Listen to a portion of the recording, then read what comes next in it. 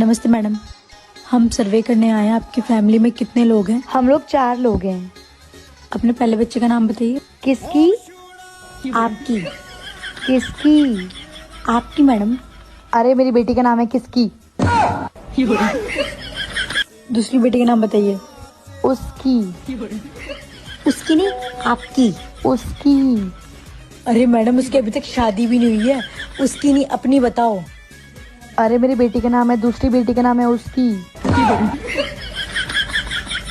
अपने हस्बैंड का नाम बताइए। किसका? आपके हस्बैंड का नाम क्या है? किसका? अरे आपके हस्बैंड का। अरे मेरे हस्बैंड का नाम है किसका। अपना नाम बताओ। मेरा। आपका। अरे मेरा नाम है मेरा सिंह। हे राजा जी के